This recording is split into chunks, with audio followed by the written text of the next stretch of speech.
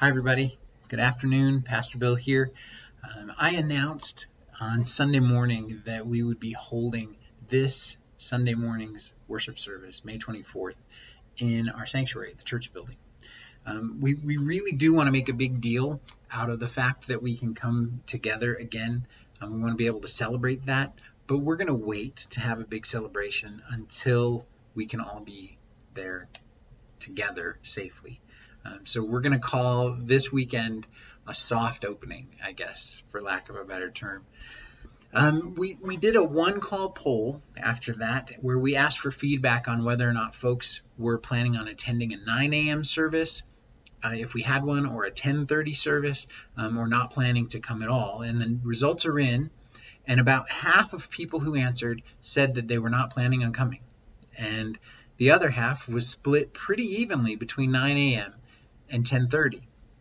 So you'll recall that when I spoke about this on Sunday morning at the close of our service, I mentioned that we would only have the 9 a.m. service if we needed to, which I defined as having more than about 200 people say that they were coming.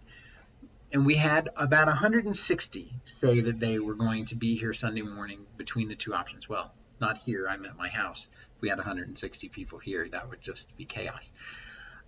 So we're planning on just having one Sunday morning service at 10:30 a.m.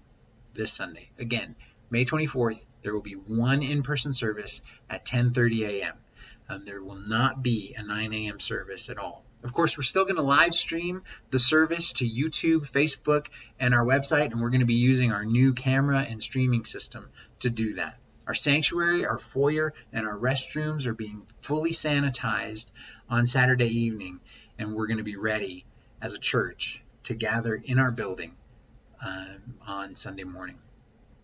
I'm really excited to be able to come together to see faces, well, most of faces, and worship the Lord with each other.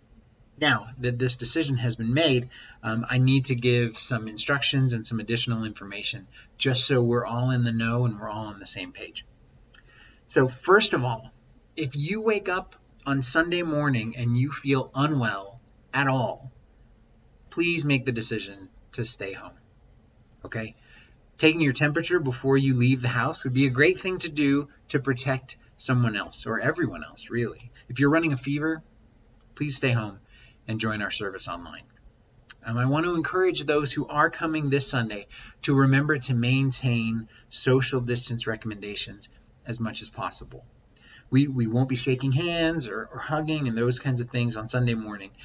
Everyone will be expected to wear a mask during the service when they're in the building, which the service is going to be under an hour in length, so it should be all right. If you don't own a mask, we will have plenty of masks on hand to give to you, and you can keep them. For the health and safety of everyone in the building, if you simply refuse to wear a mask, please don't come to the in-person service. I can't think of a way to say it more clearly than that. Paul wrote in Philippians chapter 2, "Do nothing out of selfish ambition or conceit, but in humility consider others as more important than yourselves." Everyone should look out not only for his own interests, but also for the interests of others. We can live this passage out in a really tangible and visible way by making sure that we're all masked up and caring for other people in that way when we're in the building together this Sunday. So plan to wear a mask on Sunday morning.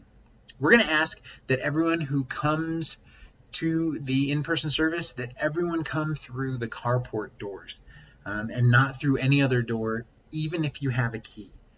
Our 3 hand sanitizing stations are going to be at that front door as you arrive, if you'd like to use them when you get there. The only only the foyer and sanctuary areas are going to be accessible in order to minimize what needs to be sanitized later in the week.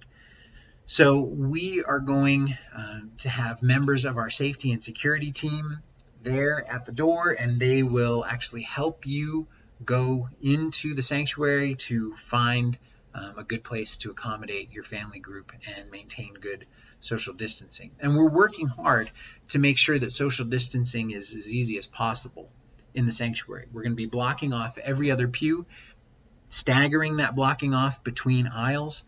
Our goal is to make sure that every family group is responsibly distanced from other family groups. Please make sure to maintain those distances even as you talk with other families. And this is going to make for a loud time before the service starts, but I think it's going to be a great, great sound to hear. During the service, though, we're going to keep the doors between the sanctuary and the foyer open, just to minimize contact with surfaces. And so if you need to go out in the foyer for some reason during the service, during our worship service, please refrain from talking when you're out there this Sunday. If families with children need to use either the cry room in the sanctuary or the parlor, those will be available and ready as well. Now, for this Sunday, due to the increased risk that singing poses in the transmission of bugs like the coronavirus, we're going to try something completely different this Sunday. We're going to try a non-singing service. We will have a piano prelude and postlude and a time of reflection with the piano following the message.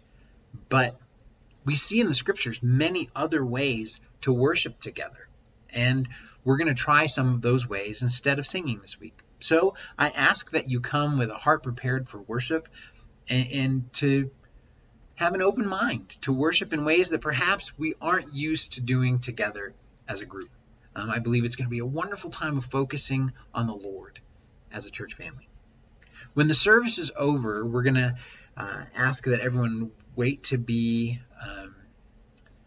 released, I guess. We're going to release row by row, starting in the back and moving forward just to maintain that separation. And we're going to ask that everyone exit the building through the doors in the foyer that lead out to the courtyard rather than the carport doors. The hand sanitizing stations will have been moved over to those doors, and you'll be able to sanitize your hands as you go out, and those doors will be propped open so you can just leave without touching anything. So one question that has come up is regarding those who are in the high-risk category according to the CDC. You can view that list right here, I hope. This list is not a list of people who are more likely to be contagious or more likely to have COVID-19. Just to be clear, some people are confused about that.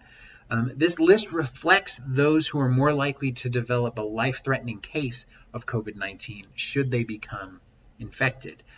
If you fall into this category, you should very thoughtfully pray and consider whether or not you should come to the in-person service on Sunday.